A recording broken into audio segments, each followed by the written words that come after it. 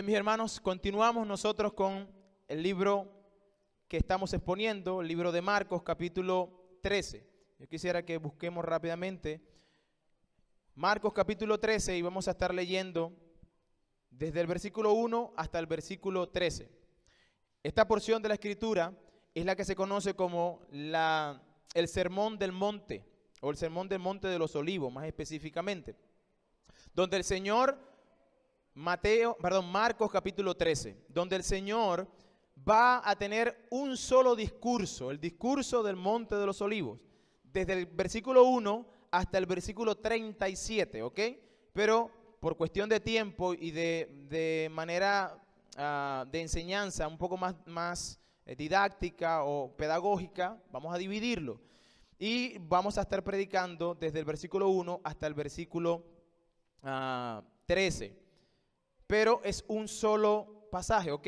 Eso es importante que usted lo vea, porque lo que vamos a ver aquí en Marcos, capítulo 13, es lo que mucha gente está diciendo, pues por allí, y en este tiempo más, que ahí estamos en un tiempo de guerra.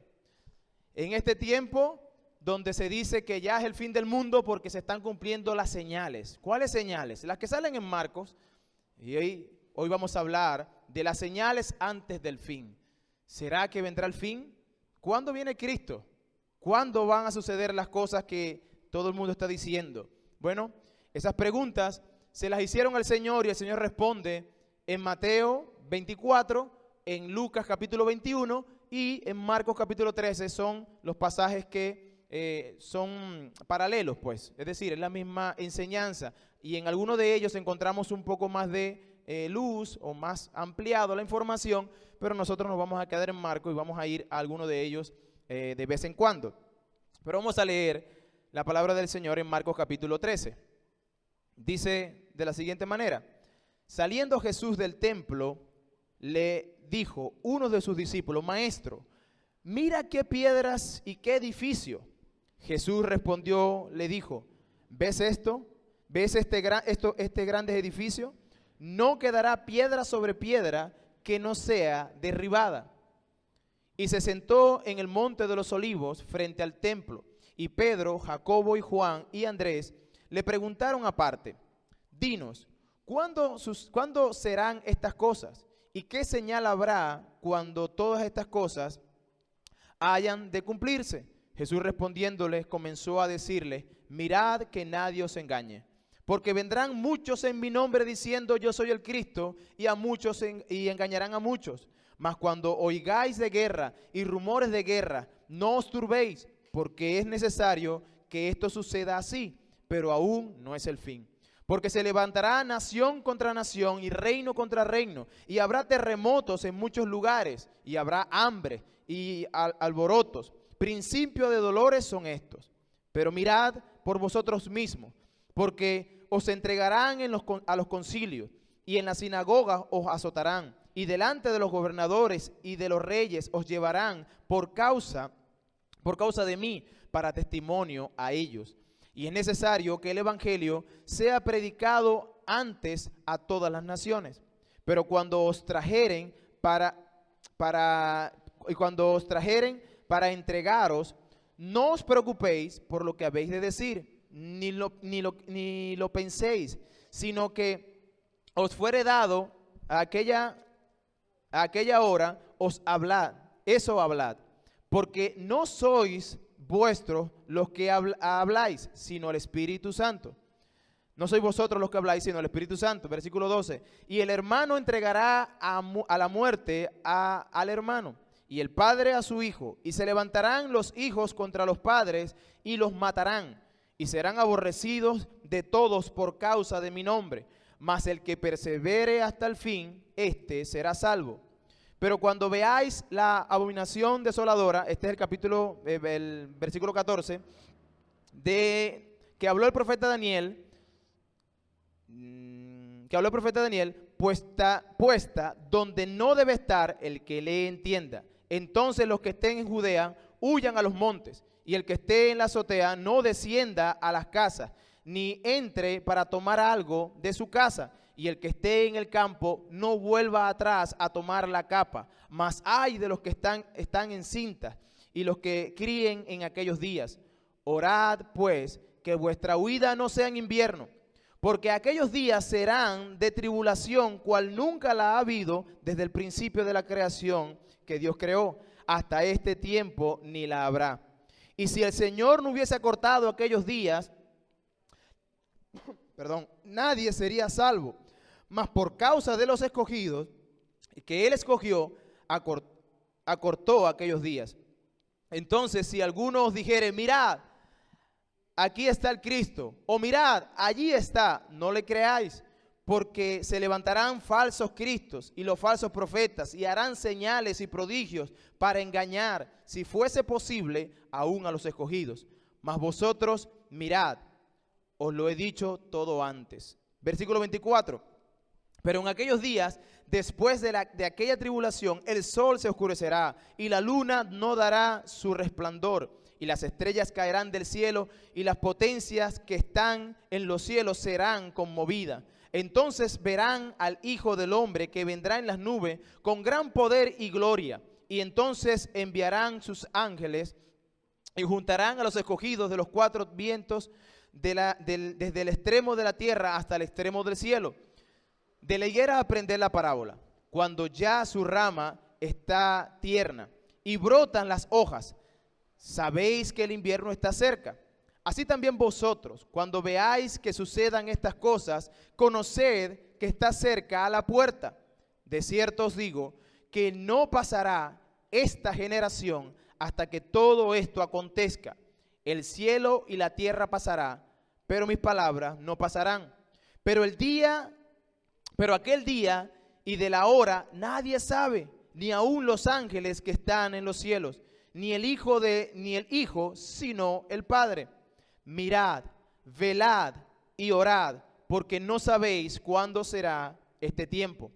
Es como el ladrón que yéndose lejos dejó su casa y dio autoridad a sus siervos y a cada uno su obra, y al portero mandó a que velase. Velad pues, porque no sabéis cuándo vendrá el Señor de la casa, y si al anochecer o al mediodía, a medianoche, o al canto del gallo, o a la mañana, para que cuando venga de repente no os halle durmiendo.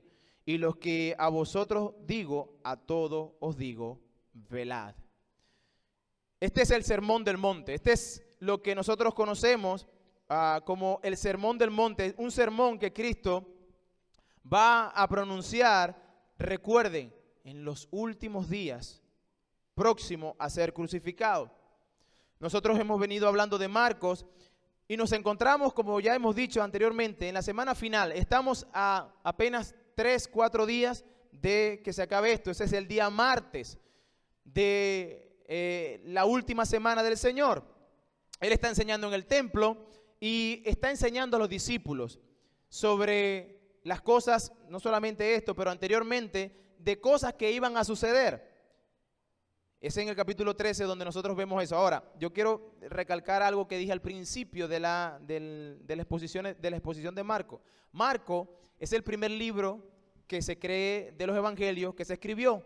De tal manera que Marcos va a relatar primero lo que realmente Pedro le comentó que iba a suceder. Y luego tenemos los evangelios sinópticos, ¿ok? Mateo y Lucas, que son evangelios similares o que hablan similar, ¿ok? Similarmente. Entonces, Marco primero va a exponer, él está poniendo ahora sí esta semana cronológica, ¿ok?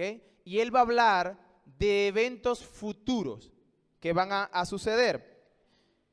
Este tema, mis hermanos, es un tema siempre controversial.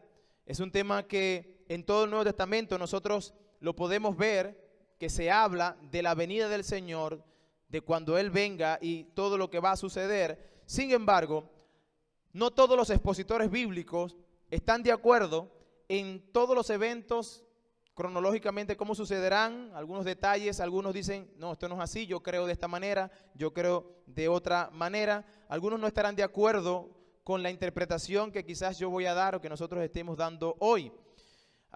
Pero está bien diferir en esta área, ¿verdad?, en la cual vamos a entrar.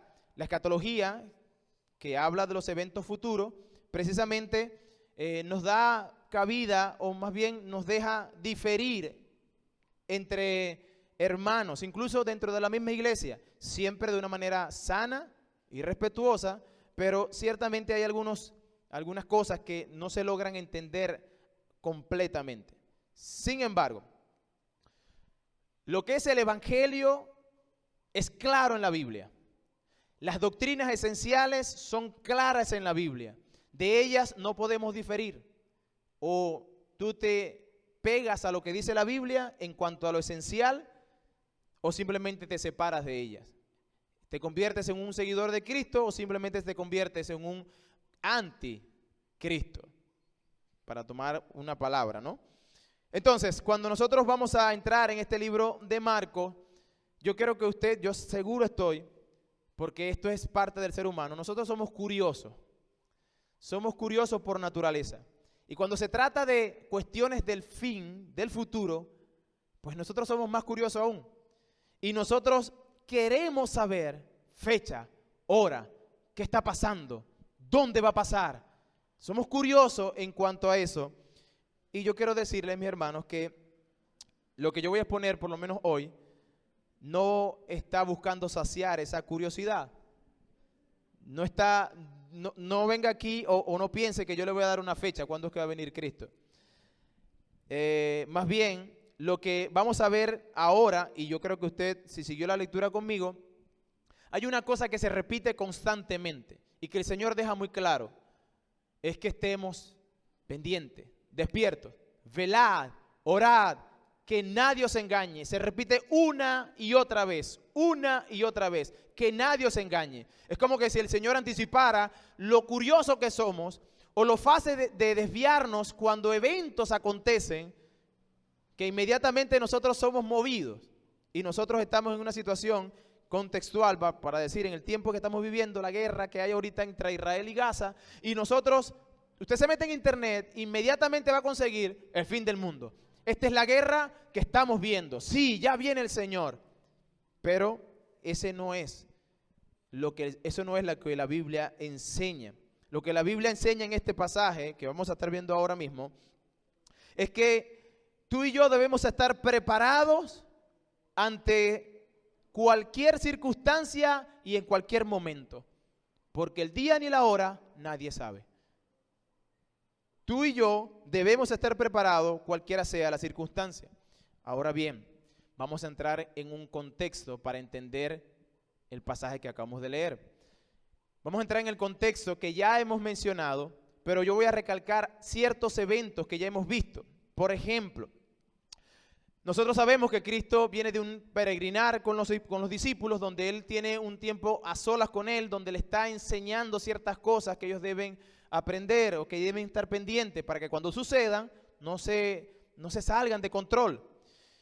Y cuando llega la última semana, después que Él es vitoriado como el santo, como el bendito que viene en el nombre del Señor, entra a Jerusalén y todo el mundo le tira mantos en su camino y va a entrar a la ciudad. Él entra y luego que hace esa entrada triunfal, como la llama la Biblia, ¿verdad? Sale y luego el siguiente día, es decir, el día lunes, Él va a caminar una vez más al templo. Él se va a los lugares cercanos de Jerusalén. Se cree que fue a Betania, ahí cerca donde estaba su amigo Lázaro. Y cuando regresa, Él se va a encontrar una mata de higuera, donde la higuera no tiene fruto y Cristo la maldice. Y luego ellos siguen su camino con los apóstoles. Y luego esa ilustración de la higuera secándose de manera inmediata, si pudiéramos decirlo, era lo que Cristo estaba diciendo a los discípulos, lo que iba a pasar con la nación de Israel. Esa nación de Israel se parecía frondosa, que tenía mucho fruto, pero realmente era pura hipocresía. Y Cristo dice, esta se va a secar completo desde la raíz. Y era lo que iba a acontecer con el pueblo de Israel inmediatamente. Es decir, Cristo le está diciendo, este pueblo de Israel, o mejor dicho, esta figura que le estoy mostrando de la maldición de la higuera, viene sobre Israel. Esto es exactamente una figura de Israel. Y nosotros vimos, cuando predicamos ese pasaje, vimos que el árbol de higuera era un tipo del pueblo de Israel. Así que Cristo maldice la higuera y luego va al templo. Y cuando llega al templo, consigue el templo con un montón de gente vendiendo, comprando y haciendo negocio. Cristo entra al templo, saca a los mercaderes, dice que se salgan de allí, los cambistas y todo esto. Y acusa directamente a los fariseos y el Sanedrín en particular, el grupo completo, les dice: ustedes han convertido la casa de mi padre en una cueva de ladrones. Les acusa directamente. Seguidamente Jesús se va nuevamente a ese lugar de Betania y luego regresa, que es cuando los discípulos se dan cuenta, la mata de higuera se secó. Señor, desde la raíz. Sí, eso tenía que pasar, porque eso era una ilustración de lo que va a pasar con Israel. Cuando llega al templo, y sí, a Jerusalén, cuando llega una vez más al templo, consigue el templo limpio y ahora va a enseñar. Y usted conoce la historia, le hemos predicado sobre eso, preguntas van, preguntas vienen, pero cada vez que Cristo abre su boca los deja sin argumentos. Luego Cristo les va a dar una parábola. ¿Se acuerdan? La parábola de los labradores malvados, donde Cristo le dice: el Señor tiene su viña y la arrendó a unos labradores. Y entonces envió, después que la viña estaba para dar fruto, estos labradores, el dueño de la viña envía a personas para tener su dinero. Y luego, ¿qué hacen con ellos? Los apedrean, algunos los matan, los golpean y los envían con las manos vacías. El Señor entonces dice: ¿sabe qué? Yo voy a enviar a mi hijo, a mi amado voy a enviarlo. La última opción que tiene. Y luego envían a su hijo. ¿Y qué dicen ellos? Pues, este es el hijo, matémosle. Vamos a matarlo, porque si lo matamos, entonces la herencia será nuestra. Cristo les termina preguntando a los discípulos, a los fariseos que estaban allí: ¿qué creen que hará el dueño de la viña? Siempre entendiendo que la viña era el pueblo de Israel, que Dios era el dueño de la viña y que los labradores malvados eran los fariseos. Y luego el Señor les pregunta en el capítulo 12, versículo 6, ¿qué creen que Dios hará, o el Señor, dueño de la viña, hará con la viña y los labradores? Los fariseos responden: bueno, fácil, arrasará contra esos malvados y dará la viña a otro que pague su arrendamiento a su tiempo. Y luego Cristo va a exhortarles. Y ellos entienden que esa parábola era una ilustración que Cristo estaba dando de lo que ellos eran. Cuando tú lees, por ejemplo, el capítulo 12, el versículo 12 de esa parábola, ellos terminan diciendo: y procuraban aprenderle, porque entendían que decía contra ellos aquella parábola, pero tenían miedo de la multitud. Ellos entendieron: nosotros somos los labradores malvados. Y por eso ellos entendieron: hay que matar a este hombre. Cristo viene preparando el terreno, porque va a suceder algo más adelante, y Él viene preparándole. Les viene diciendo: juicio vendrá sobre este lugar, sobre este templo y sobre todos los moradores de Jerusalén.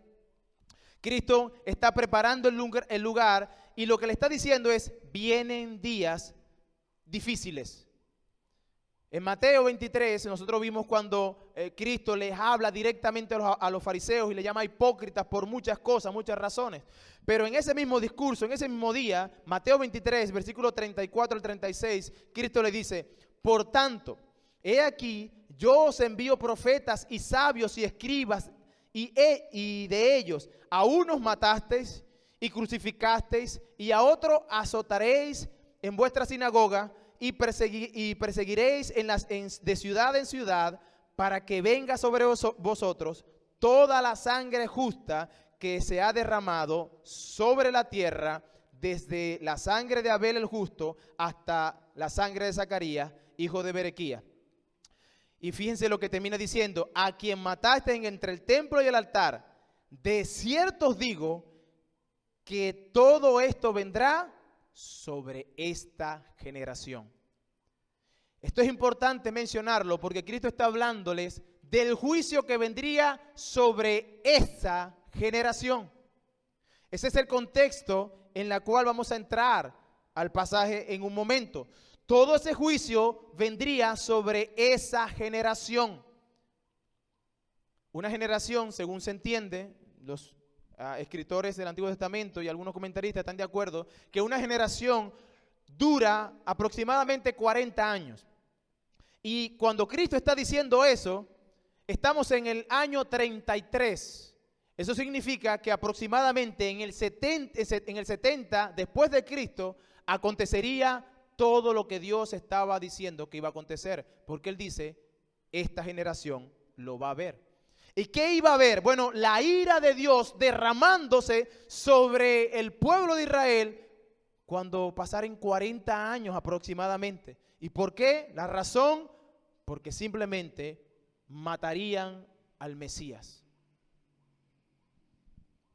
En Mateo capítulo 24, 34, el Señor haciendo otra vez, en el mismo día, el mismo discurso, Él dice, de cierto os digo, que no pasará esta generación hasta que todo esto acontezca.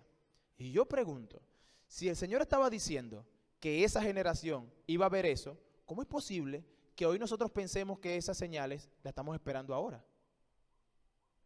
Sería el Señor mentiroso si le dijera a ellos, tú lo vas a ver, pero no lo vieron. Jesús incluye esta declaración de juicio contra los fariseos de una manera firme. Mateo capítulo 23, versículo 37 al 39, Él dice, por lo que va a suceder, Él dice, Jerusalén, Jerusalén, que matas a los profetas y apedreas a los que te son enviados. La parábola del sembrador, de la higuera malvada que Él había mencionado. Dice, ¿cuántas veces quise juntar a tus hijos como la gallina junta a los polluelos debajo de sus alas?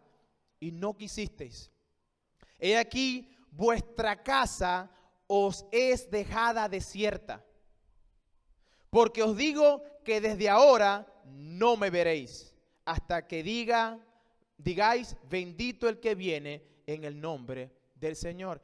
Cristo les está terminando en el capítulo 23, recuerden, estamos en Mateo 23, luego viene en 24, donde está hablando las señales del fin. Cristo concluye el día, o está hablando en esta parte del capítulo 23, diciéndoles que ellos son los que han matado a los profetas, los que han hecho juicio contra los enviados de Dios. Incluso ellos matarían al Hijo de Dios. Cristo le dice, muchas veces quise juntarlo, pero ustedes no quisieron. Por esa razón, dice, he aquí vuestra casa. Pero si ustedes recuerdan, la Biblia, en los pasajes que predicamos anteriormente, cuando Cristo llega a azotar a los cambistas, a volcar las mesas, ¿Cristo qué dice? Ustedes han vuelto mi casa, dice cueva de ladrones, pero Él dice mi casa. Pero en este pasaje, después que eso pasó, dice, he aquí vuestra casa, o será dejada desierta. ¿Cómo es eso? ¿Cómo que será dejada desierta? Bueno, la razón es porque, según dice el pasaje, porque os digo que desde ahora no me veréis. Cristo estaba diciendo, me voy. Y no vengo más a este templo. La última vez que me verán será cuando salga de aquí. Ya no lo visitaré más.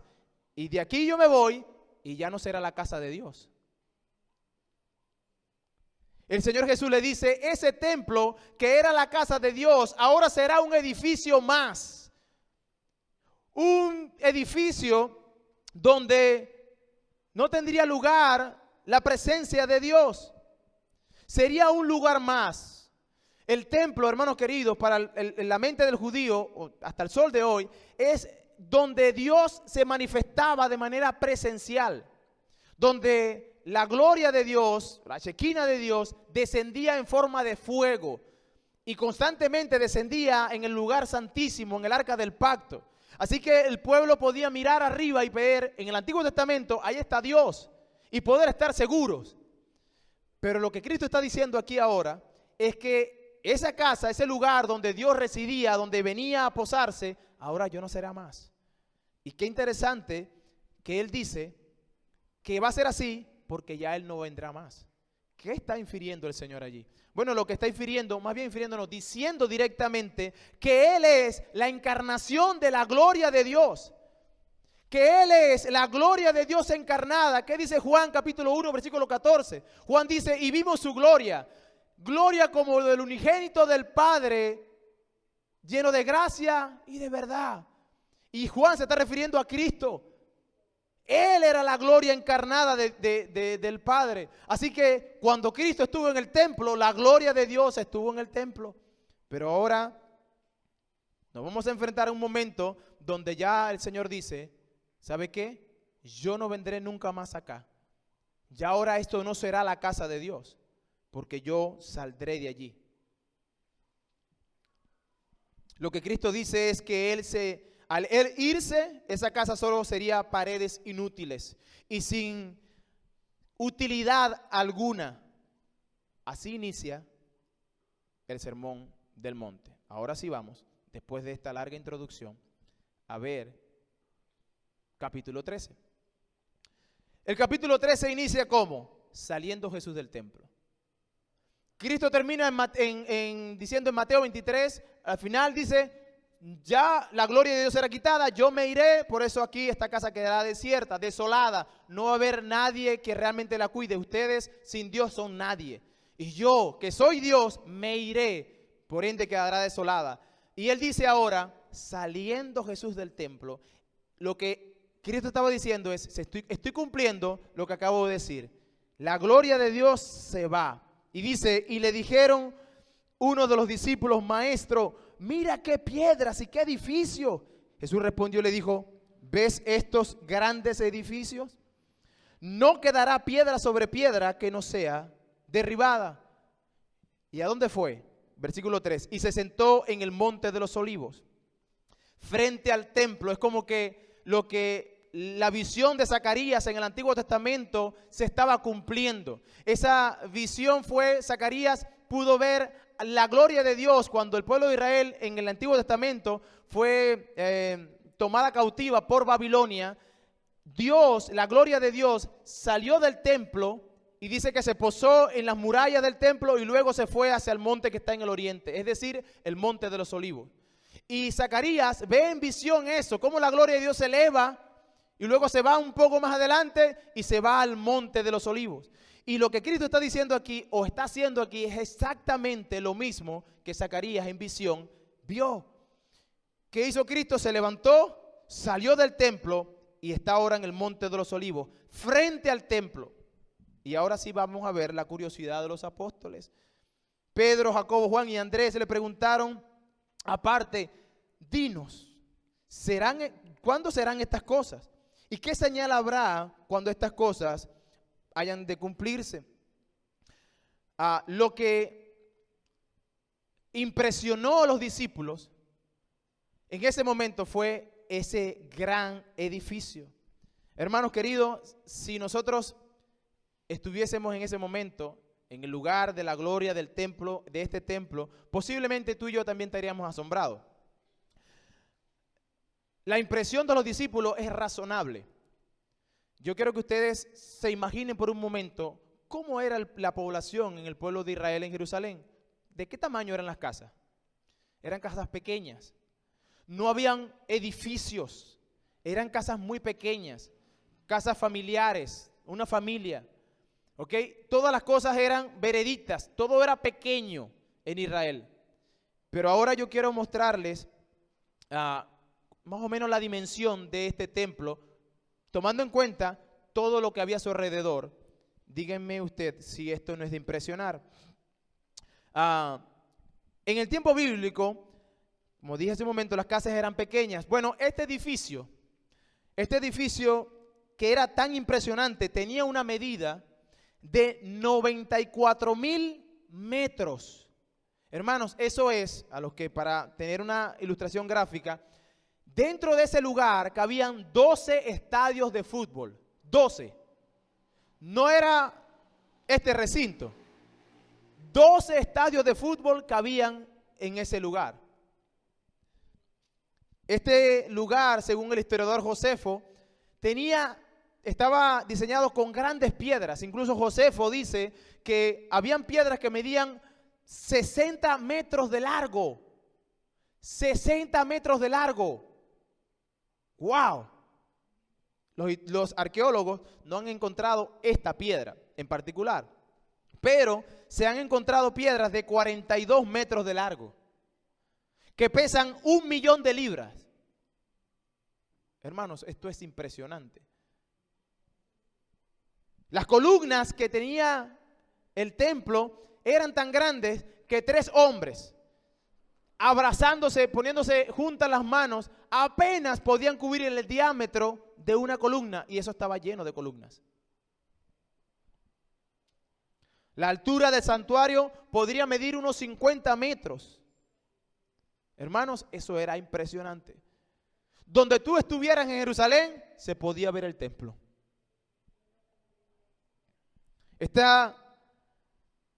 Este diseño tan extravagante que fue remodelado por Herodes el Grande.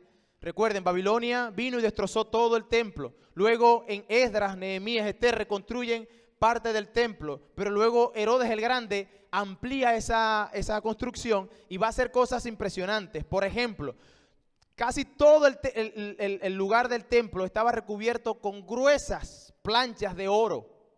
Y lo que no estaba cubierto de oro, dice el historiador Josefo, que era de un blanquísimo puro. De tal manera que la gente, cuando llegaba en la mañana y el sol salía y pegaba en ese lugar, pues ese era algo como que era imposible poder ver el templo de una manera fija, porque el sol que reflejaba allí te pegaba.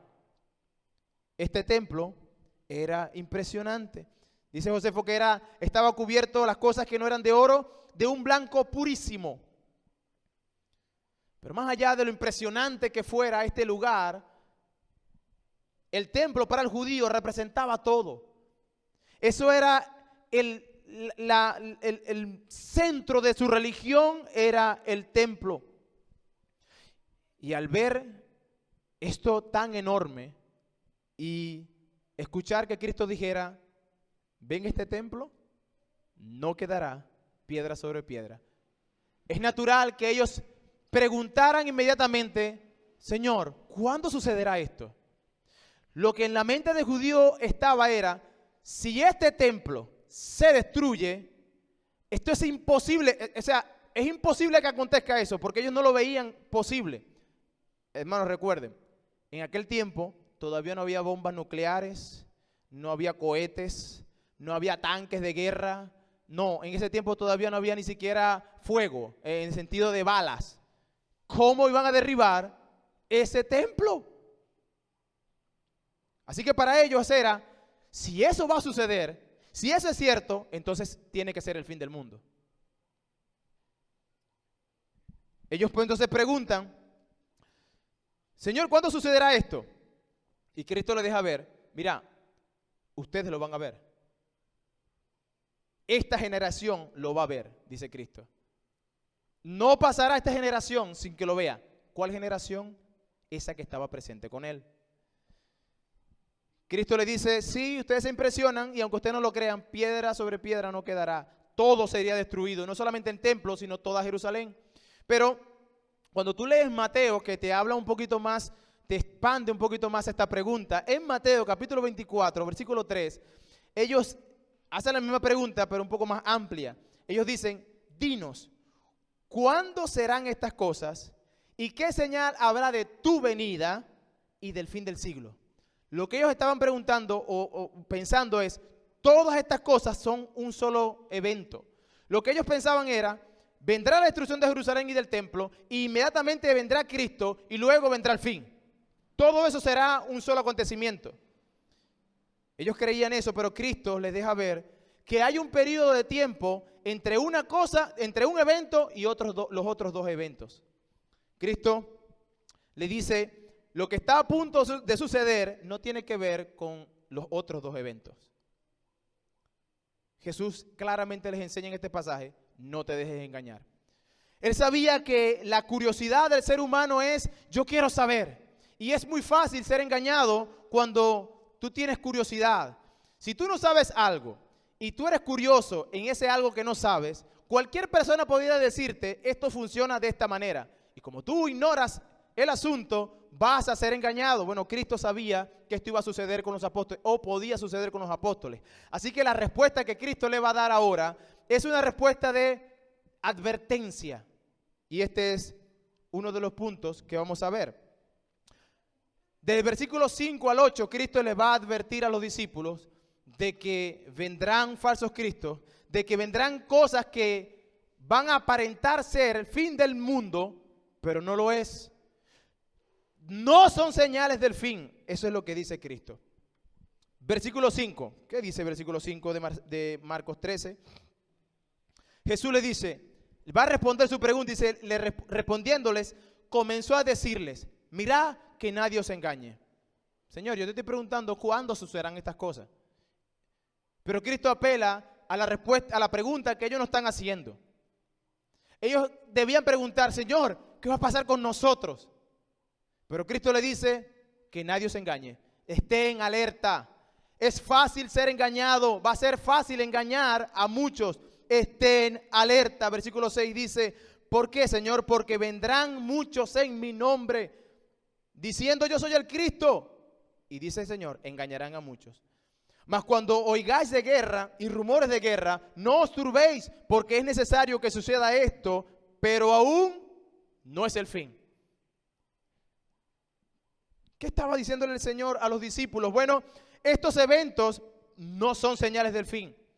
Va a haber un lapso de tiempo, vendrá guerra, rumores de guerra, habrá terremoto, hambre, que parecerán señales del fin, pero eso no son señales del fin. No se dejen engañar. Una vez que yo parta, Cristo estaba diciendo, yo voy a ser crucificado, yo volveré. Pero hay un lapso de tiempo, no se dejen engañar. Muchos van a decir, yo soy el Cristo. ¿Y saben qué? En la historia, ¿cuántos anticristos han salido? Personas que puntualmente han dicho, yo soy Cristo. Otros que no dicen osadamente, soy Cristo, pero que se toman el título de Cristo y dicen, yo voy a venir, o la venida de Cristo será tal fecha o tal otra fecha. Herejías. Cualquiera que se aventure a decir fecha de cuándo va a venir el Señor se convierte en un hereje. Cristo le dice, ustedes lo que deben estar pendientes es de no dejarse engañar. Les estoy diciendo esto porque vendrán personas que le engañarán. Hay algunos que son falsos de manera abierta, falsos maestros. Pero hay otros que están engañados porque no saben o no leen la escritura como tienen que leer y al final de cuentas terminan diciendo una cosa que no es. Hermanos queridos, yo no sé si usted lo ha visto, pero si usted va a internet ahora mismo, usted va a conseguir un montón de información sobre el fin del mundo que va a ocurrir prontamente. Pero ¿saben qué? Esto ha ocurrido en el tiempo. Cuando Napoleón en la guerra en Europa, que Napoleón estaba conquistándolo todo, los cristianos de la época también, muchos entendían, esto es el fin, ya no hay más nada. Pero luego viene la Primera Guerra Mundial, no, ahora sí es el fin. No, eso fue el fin. Luego vino la Segunda Guerra Mundial, sale Hitler, ese es el anticristo, no es el fin. Viene la Guerra Fría, no es el fin. Ucrania está en problema con Rusia, que no es el fin. Ahora está Israel con Gaza peleando, que no es el fin. Eso dice Cristo. Eso es necesario que acontezca, pero todavía no es el fin. Esto es necesario que suceda, pero no es el fin. Eso será principio de dolores, dice el versículo 8. Y dice, versículo 8, porque se levantarán nación contra nación, reino contra reino, y habrá terremotos en muchos lugares, y habrá hambre, alborotos. Principio de dolores son esto. Principio de dolores son esto. No es el fin. Cuando Marcos dice principio de dolores, él hace referencia a una mujer que está a punto de dar a luz. Ahora, pensemos un momento en eso. La mujer cuando va a dar a luz, ¿verdad? los hombres no tenemos ni idea de esto, pero cuando uno se documenta, uno entiende que primero hay algunas contracciones. Y que esas contracciones al principio vienen de manera leve, son puntadas muy separadas. Un espacio, después viene otra, un espacio y después otra puntada. Y a medida que se va acercando el nacimiento de ese niño, las puntadas son más fuertes y con más frecuencia. Pero si nosotros dijéramos, bueno, esa es una manera perdón, de determinar cuándo es el fin del mundo, todavía quedaríamos a oscuras. Porque, como ustedes saben, las mujeres y los que se documentan, hay mujeres que no tienen muchos dolores, que simplemente se sientan y ya salió y no pasa nada. Pero hay otras que hay trabajos de parto que duran todo un día. Hay otros que duran medio día. De manera que eso no es un indicativo para decir, ya viene el fin. Porque eso no es tan preciso. El Señor no estaba diciendo, bueno, esto va a pasar. Algunos están de acuerdo que cuando la venida del Señor y el fin del mundo se acerque, estas cuestiones, estos rumores de guerra, terremoto y todas las cosas que van a pasar, dice que quizás serán incrementadas o serán más frecuentes y mucho más cerquita uno del otro. Sin embargo, nosotros no pudiéramos decir asegurar eso que fuese así, porque la Biblia no lo asegura. Inclusive el mismo Señor dice, nadie sabe cuándo va a suceder eso. Pero lo que es claro en este pasaje es que Él dice, no es el fin. Dice el 7, pero aún no es el fin. No es el fin. Es necesario que acontezca eso, hermanos queridos. En el mundo nosotros hemos encontrado y vamos a encontrar personas que van a salir diciendo cualquier tipo de cosa. Lo que Cristo nos está diciendo y les dijo a los apóstoles en el momento, sean apercibidos. No se dejen engañar, estén alerta, velad, pendientes. Nadie sabe cuándo va a ser esto, pero en el lapso de tiempo en el que yo venga, mientras ustedes están aquí, lo que va a pasar es que va a haber guerra, eso es natural. Va a haber rumores de guerra, va a haber tempestades, hambres, todo eso va a ser necesario. Entonces, la primera advertencia del Señor no es cuándo va a venir. Lo primero que le dice con estas cosas que sucederán es, esos son simplemente principios de dolores, pero no son señales del fin. ¿Qué más le dice el Señor a los discípulos? Recuerden, los discípulos entienden que no pasará Cristo le dice, no pasará esta generación que ustedes lo vean.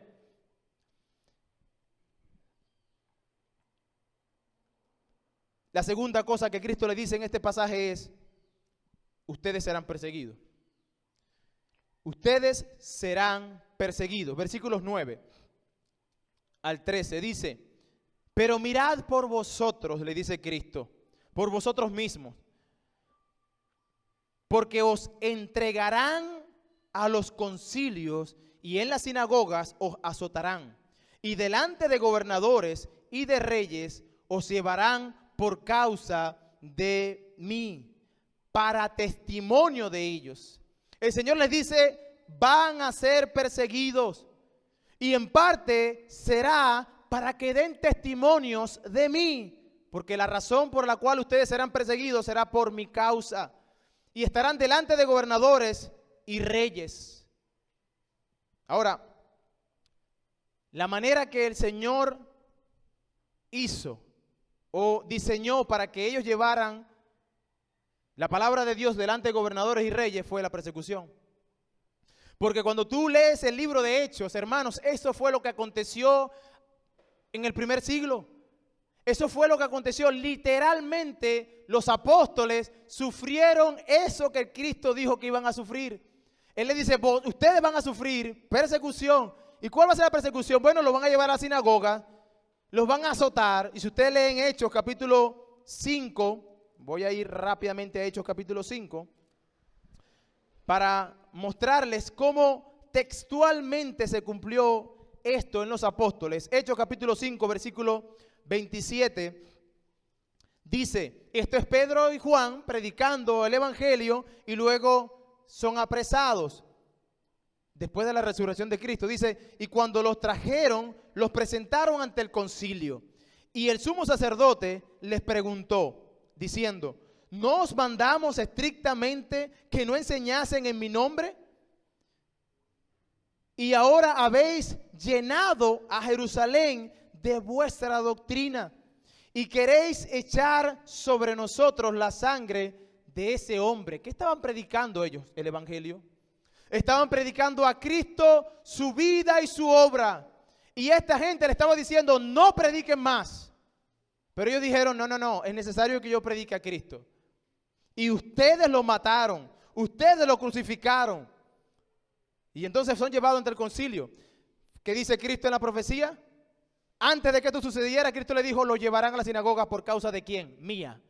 ¿Por qué lo están llevando a la sinagoga? Por causa de Cristo. Versículo 30 y dice, el Dios de nuestros padres levantó a Jesús, a quien vosotros matasteis, colgándole en un madero. A este Dios le ha exaltado por su diestra, por príncipe y salvador, para dar a Israel arrepentimiento y perdón de pecados. Y nosotros somos testigos suyos de estas cosas. Y también el Espíritu Santo, el cual ha dado Dios a los que le obedecen. ¿Qué estaban haciendo ellos? Dando testimonio a los que estaban gobernando.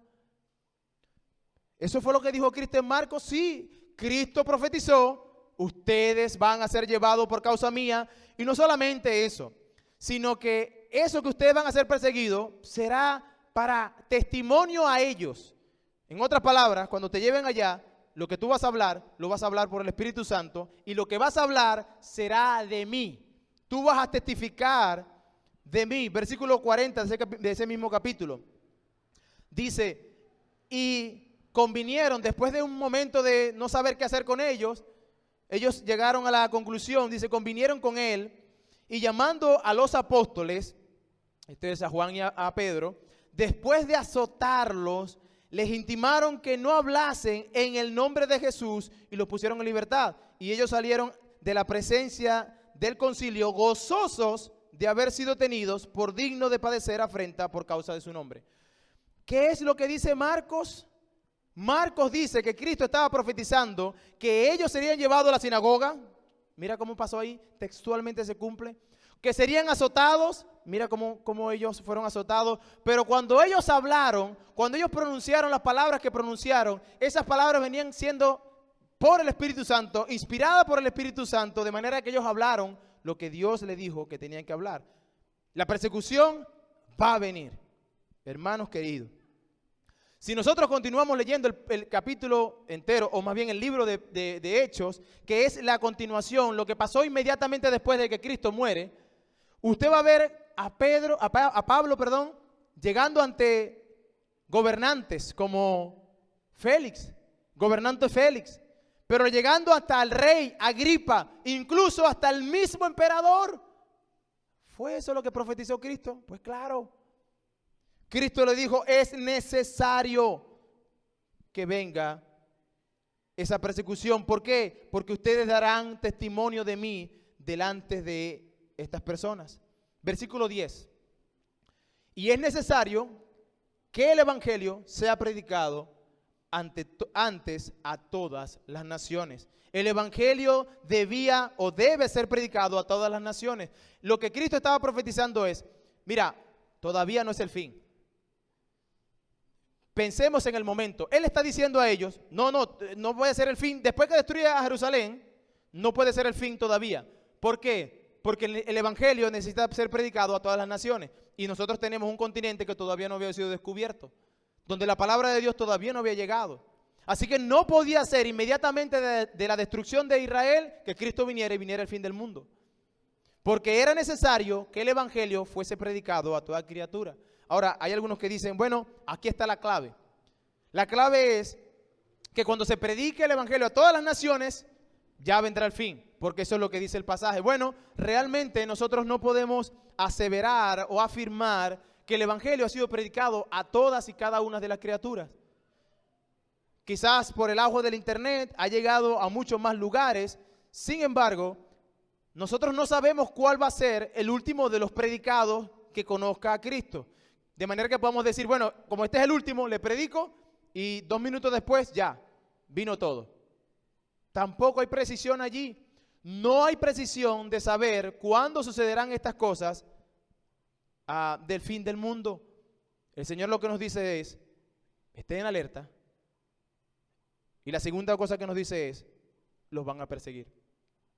El versículo 11 les dice, pero cuando os trajeren, y ahora va a hablar de lo que va a pasar en esa persecución, pero cuando os trajeren para entregaros, no os preocupéis por lo que habéis de decir, ni lo penséis, sino que lo que os fuere dado aquella hora, eso hablad, porque no sois vosotros los que habláis, sino el Espíritu Santo. Imagínense por un momento lo que Cristo le estaba diciendo aquí. Ellos están aquí, en Israel, en este momento hay paz. Roma tenía paz. Ellos no pueden entender lo que está pasando. ¿Cómo es eso que me van a perseguir? ¿Cómo es eso que me van a llevar al concilio? ¿Cómo es eso que realmente yo debo estar pendiente? Porque cuando me llevan ahí, yo no debo preocuparme. Si me meten preso, ¿cómo no me voy a meter? ¿Cómo no me voy a preocupar? No te preocupes. Versículo 12. Y el hermano, ¿qué va a pasar? Entregará a la muerte a su hermano. Y esto no está hablando en Cristo. No son hermanos en Cristo. Está hablando a hermanos de sangre. El hermano entregará a su hermano a la muerte, y el padre al hijo, y se levantarán los hijos contra los padres y los matarán. Y seréis aborrecidos de todos por causa de mi nombre. Mas el que persevera hasta el fin, este será salvo. Hermanos, para este momento Israel gozaba de paz. Pero cuando usted revisa la historia, en el año 68 a 69 después de Cristo, se levantaron revueltas por todos lados. En Israel, en la capital, vamos a decir capital, en los gobernantes del Imperio Romano, se levantaron personas que tumbaron el poder una y otra vez. Y en el año 69 se registra en la historia que hubieron 4 emperadores simultáneos. 4 emperadores gobernando esto. Eso hablaba de la confusión y de la guerra que había en el medio de este pueblo. Pero ellos no lo sabían todavía. Cristo le está diciendo, vendrá pronto eso. Pero los apóstoles aquí decían, pero no estoy entendiendo, ¿cómo que me van a entregar y mi hermano o mi familia? No entiendo eso, Señor. Bueno, no lo entienden porque todavía no ha llegado. Pero eso va a pasar próximamente. ¿Cuándo va a pasar eso? Que entregarán padres y madres, bueno, próximamente. Pero eso sigue pasando hoy, sí. Hermanos queridos, si usted considera un momentito el Medio Oriente y estos países musulmanes, cuán difícil es la vida para un cristiano allí. Y nosotros pudiéramos pensar la dificultad que enfrentan estas personas, pero que enfrentaron en el tiempo bíblico los apóstoles o los sucesores de los apóstoles. Es interesantísimo la historia y hay cosas que vamos a ver la semana que viene con referente a los pasajes que hablan un poquito más de la historia y de cómo sucedieron cosas en la historia. Pero ateniéndonos y manteniéndonos en el carril de lo que es los pasajes de hoy, cuán difícil era esto de que iba a ser entregado por un familiar tuyo. Cuán difícil que tu propia familia sea la que te entregue, que el aborrecimiento que tengan para Cristo sea tan grande que no importe la sangre, que ese sentimiento materno, paterno o filial entre hermanos se rompa y que yo sea capaz de llevar a mi hermano ante un lugar, ante un juez o ante cualquier otro tipo de persona, no para que lo sentencien a preso, no, para que lo maten. Eso ocurre hoy, hermanos, en el Medio Oriente, donde una persona se convierte a Cristo y ahora cuando él quiere expresar su fe frente a sus padres aborrecen tanto a Jesús que llevan. Y hay historias, hoy se está viviendo eso, hay historias hoy, donde esposos agarran a sus esposas porque se convirtieron a Cristo y son llevadas para que las violen. Cuanto hombre hay en la ciudad, las amarran en un poste y después que ya el pueblo ha hecho con esa mujer lo que ha querido, la apedrean o la queman. Eso ocurre hoy. ¿Y saben por qué? Por causa de Cristo. El aborrecer o el aborrecimiento a Cristo será tal que incluso la sangre, esa relación fraterna que no es fácil de romper, se romperá, se mantendrá a un lado. Es fácil que quizás otra persona te persiga, ajena a ti. Que el gobierno te persiga, está bien, tú puedes luchar. Pero al ver a tu papá persiguiéndote, o quizás tu padre viendo a tu hijo perseguirte, que le diste la vida, Cristo le dice, hey, serás aborrecido por causa de mi nombre. Eso va a pasar. Y eso está pasando. Pasó allá, pero sigue pasando hoy. Serás aborrecido por causa de mi nombre. Jesús le está diciendo, los lazos familiares ya no servirán más. Ya no servirán más. Hermanos queridos, Cristo fue crucificado, ¿verdad? Lo mataron cruelmente. ¿Qué esperas? ¿Qué esperamos nosotros de nosotros mismos? Misericordia de Dios es cuando un cristiano muere de manera natural. Eso es misericordia. Porque Cristo mismo dice en Juan capítulo 15, versículos 20 y 21, si el mundo os aborrece, sabed que a mí me aborrecieron antes que a vosotros. ¿Y qué deben hacer? Acordaos de la palabra que yo os he dicho antes. El siervo no es mayor que su señor. Si a mí me han perseguido, también a vosotros os perseguirán. Si han guardado mi palabra, también guardarán la vuestra. Mas todo esto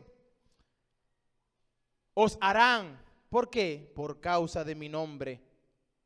Hermanos queridos, si tú estás viendo en el mundo, tú quieres que te ame el mundo, pues realmente tú no tienes parte con el Señor. Es explícito lo que Él dice. Yo no lo estoy inventando, ahí lo dice el Señor. Este mundo te aborrecerá como aborreció a Cristo. Cada vez que se predique la cruz y Cristo, tenga por seguro que serás aborrecido.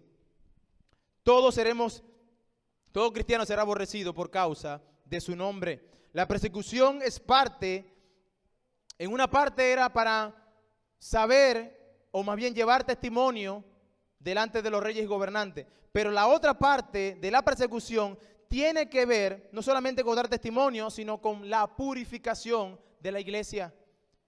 La persecución sirve para que la iglesia sea purificada, para separar los que son de los que no son. Versículo 13 dice, mas el que persevera hasta el fin, este será salvo. El verdadero creyente permanecerá firme, sea lo que sea que pase, pero el falso correrá. El falso no aguantará. Hermanos, Apocalipsis dice que el reino de los cielos no entrarán los cobardes. No entrarán los cobardes, sino aquellos que son valientes, aquellos que permanecen firmes ante cualquier circunstancia o situación que tenga que enfrentar. Este pasaje de Marcos capítulo 13 no dice que, no está hablando de la pérdida de la salvación de nadie, no. Lo que está diciendo es que el verdadero creyente ha de permanecer firme porque Dios hará perseverar a ese que es de él. Pero al que no es de él, Dios no le hará permanecer firme. ¿Y sabe qué va a pasar? Se va a cansar y se va a alejar, se va a apartar. ¿Señales antes del fin? Sí. Principios de dolores. En algún momento veremos esas señales. Que otra vez, soy de los que cree que esas señales se vienen cumpliendo desde que Cristo, como lo vimos en Hechos, desde que Cristo fue crucificado, esas señales se están cumpliendo. ¿Que son principios de dolores? Sí. ¿Que es el fin? Dice el Señor, no es el fin. Cuando vaya a internet, o más bien, no busque en internet. No se meta cuando vea un escrito. Estos son señales del fin. O predicando de las señales del fin. El tiempo está cerca. Usted va a ver eso y decir, bueno, vamos a ver lo que quiere decir. Y si se mete en estos pasajes y dice, guerra, rumor de guerra, ya voy. Pero eso no fue lo que Cristo dijo que sucedería en 40 años después de que Cristo sería crucificado. Pues exactamente eso aconteció. Todas y cada una de esas cosas. ¿Y qué debemos hacer nosotros? Entonces, ¿qué debo hacer yo? Bueno, el Señor lo que te dice es, no te dejes engañar, número 1. Muchos falsos vendrán. No te dejes engañar con falsos argumentos y predicaciones. Confía solo en lo que Cristo ha dicho. ¿Qué nos ha dicho Cristo? Esté alerta. Esté preparado para que cuando ese momento llegue no te agarre durmiendo. ¿Qué necesito para estar preparado y que no me agarre durmiendo? Bueno, solo una cosa te mantendrá firme hasta el fin. Solo una cosa te mantiene preparado para cuando ese día venga. Solo una cosa te mantendrá despierto, es Cristo. Lo único que te mantendrá firme es Cristo. Así que si tú no vienes en arrepentimiento y fe a Cristo, probablemente te sorprenderá la venida del Señor. Porque no es como muchos dicen por allí, bueno, ¿sabes qué? He escuchado tanto que Cristo viene que realmente ya yo no creo eso. Bueno, parte de lo que Cristo dice, o más bien, sí, los apóstoles dicen, Pedro particularmente lo dice, que en su advenimiento muchos se burlarán de la venida del Señor. No va a venir. Pero de pronto cuando venga no va a haber más oportunidad, porque muchos dicen por allí, no, para después. El problema es que tu después no puede llegar. Tu después puede ser hoy, como última oportunidad, y que tú la estés desechando. Él se entregó a morir para rescatar al pecador. Si no tienes a Cristo, ven a Cristo, abandona tu propia justicia y ponla toda en Cristo. Porque Él sí va a ganar. Él sí prometió que las puertas del Hades no prevalecerían contra la iglesia, y en particular lo que estaba diciendo es, va a vencer, la iglesia va a vencer. Ven a Cristo, aquel que no conozca a Cristo, venga a Cristo en arrepentimiento y fe. ¿Y cómo hago eso, hermanos? ¿Cómo hago eso? Bueno, la Biblia dice que si tú tienes un corazón contrito y humillado, que si tú entiendes que tú eres un pecador y que necesitas a Cristo y que desesperadamente le pides, Señor, ven a mí, sálvame, pues Él te escucha. Un corazón contrito y humillado, Él no lo desprecia. Iglesia, ¿cuál es el llamado para ti? El llamado es, está alerta y no te dejes engañar. Esté alerta y no te dejes engañar. Cuando vea guerra y rumores de guerra, recuerde que venga todo lo que tenga que venir. Cristo dijo, pero aún no es el fin. Pero aún no es el fin. ¿Y cuándo será el fin? Él no dijo cuándo sería el fin. Él nos dio advertencia para estar preparados. Así que la iglesia debe hacer lo que tiene que hacer. Ir y predicar el evangelio a toda criatura y permanecer firme. Vamos a orar.